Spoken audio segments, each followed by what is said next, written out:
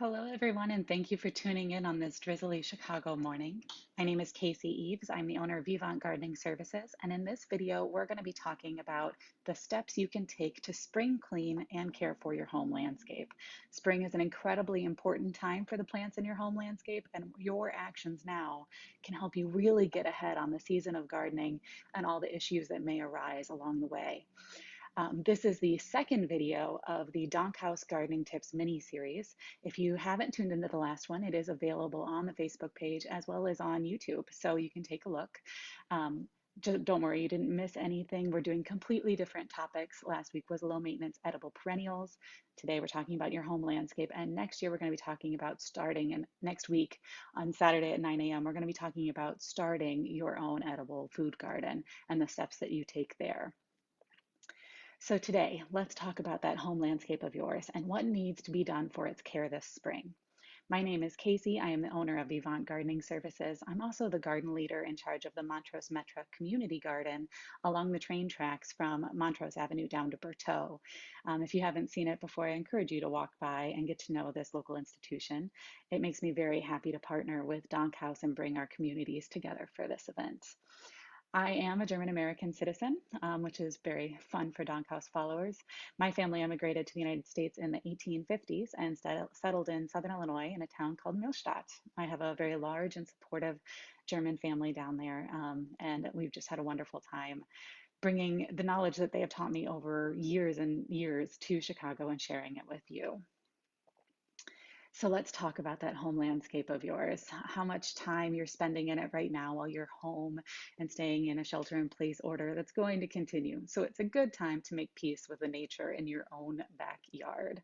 A quick poll before we get too deep into this. I would love to hear from you as to where you are listening from. So if you are watching this video, go ahead and type into the comments what zone you're in. If you're in Chicago, you're zone 5.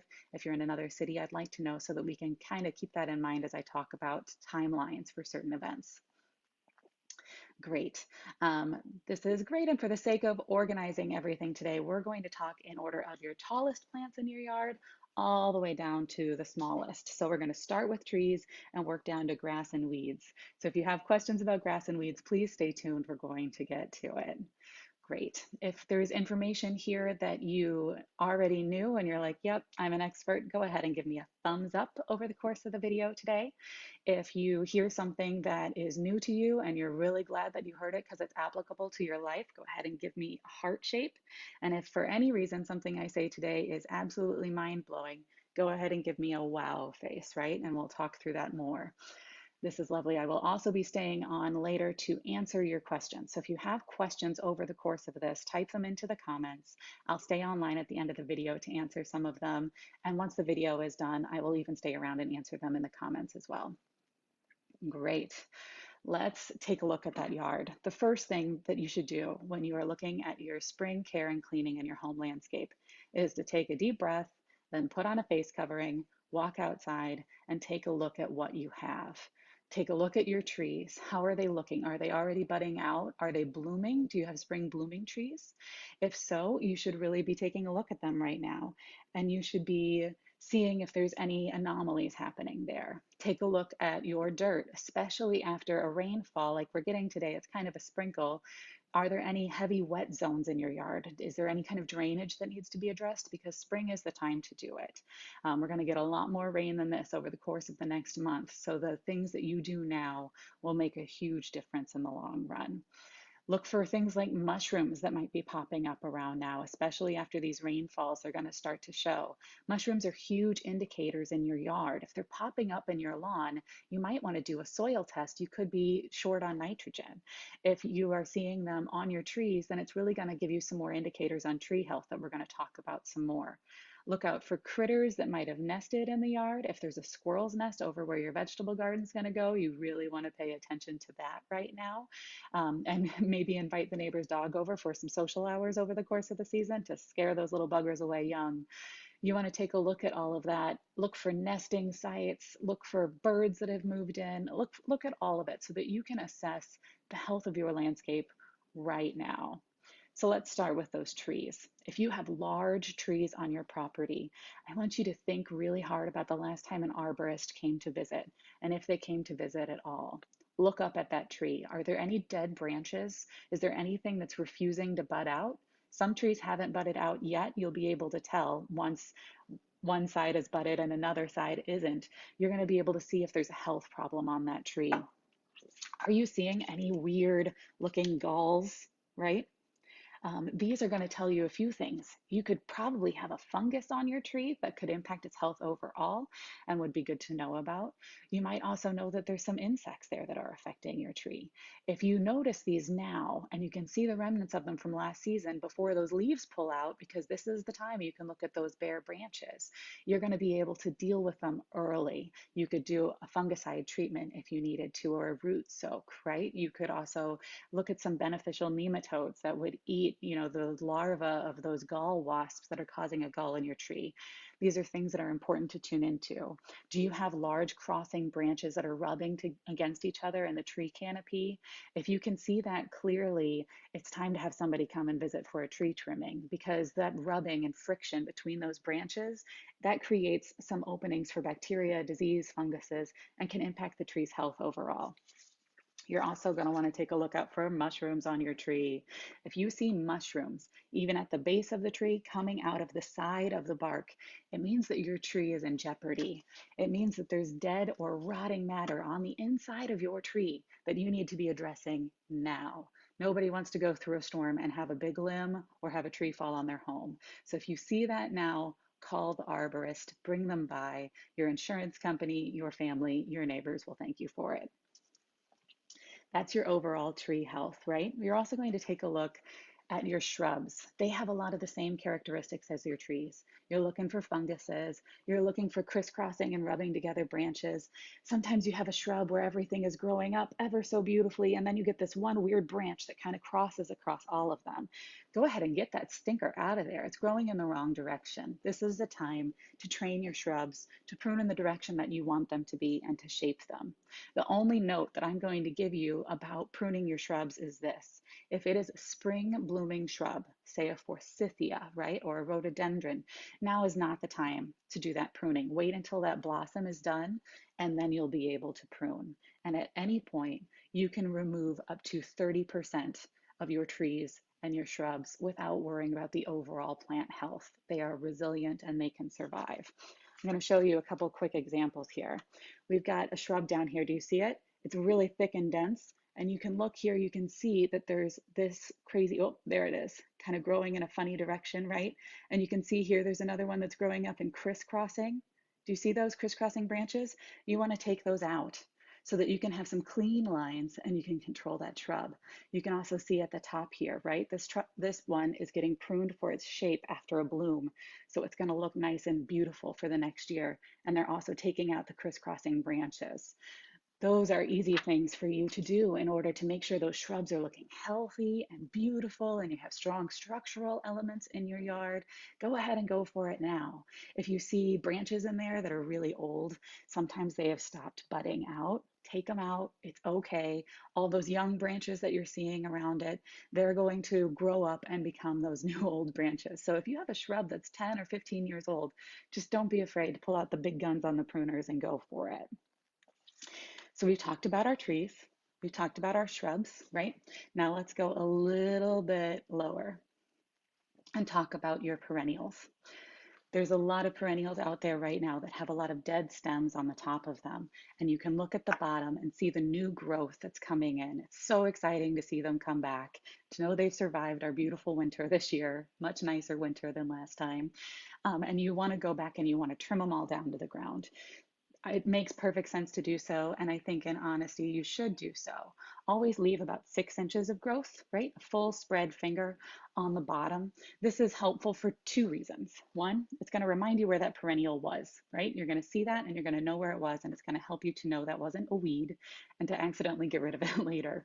The second thing is that it's going to allow you to not cut so close to the roots that you contribute to like a crown rot or another fungus. So just kind of giving it all some space is going to be helpful.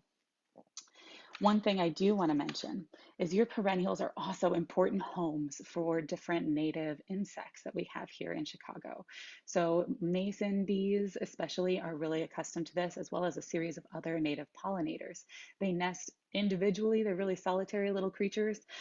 They are not aggressive. They are not the kind that are going to sting you, but they do make their home in the stems of your perennials. So before you pull out that big yard waste bag or chop it all down into a fine mulch, why don't you consider the ones that they could be nesting sites for?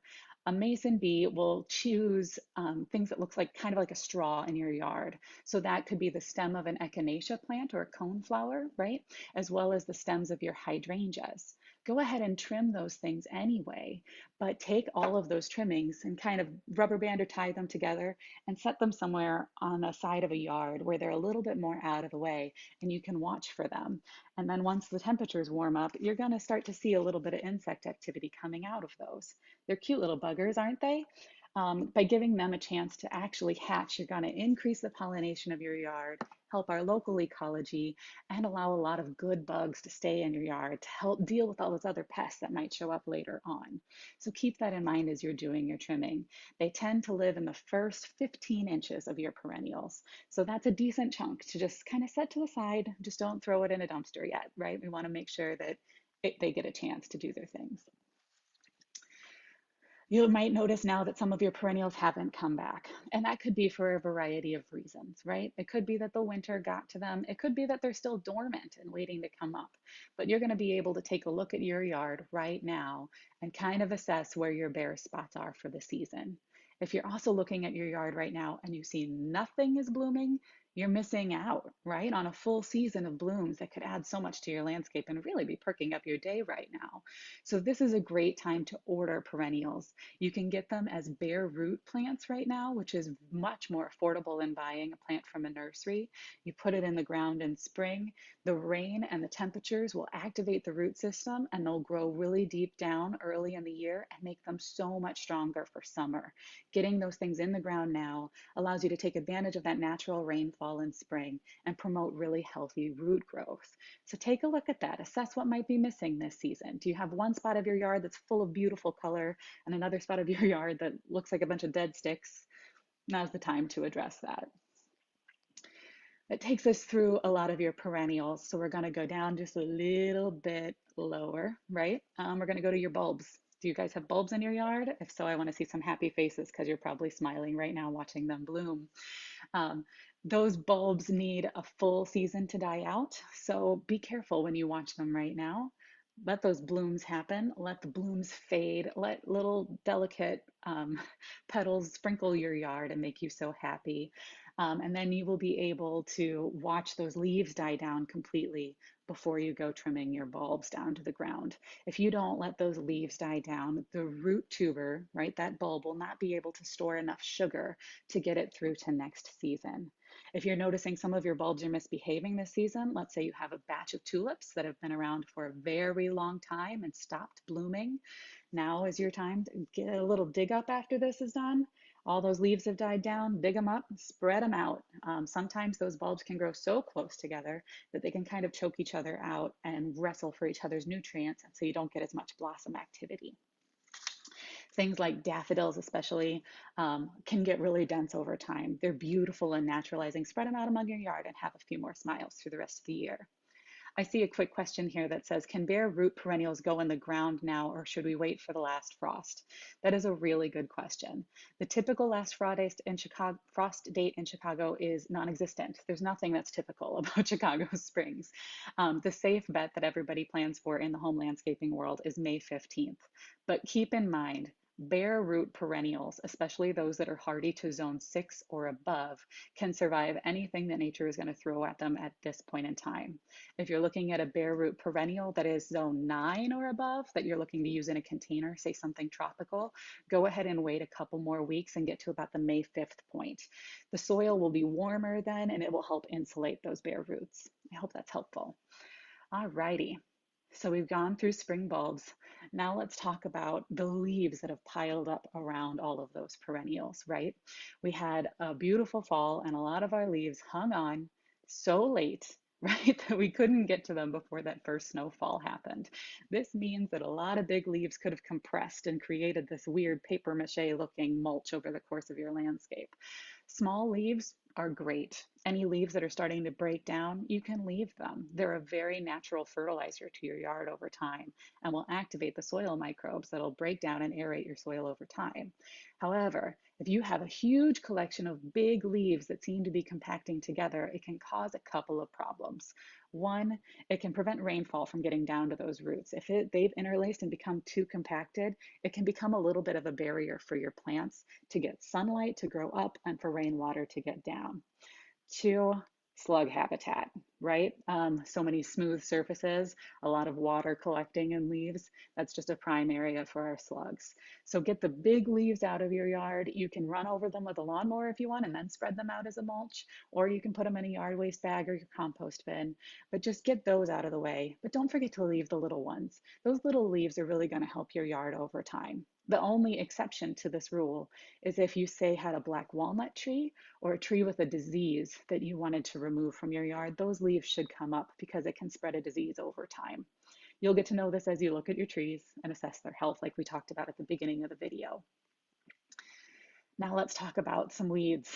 They're starting, folks. I took a look outside and you could see the early signs of plantain and thistle.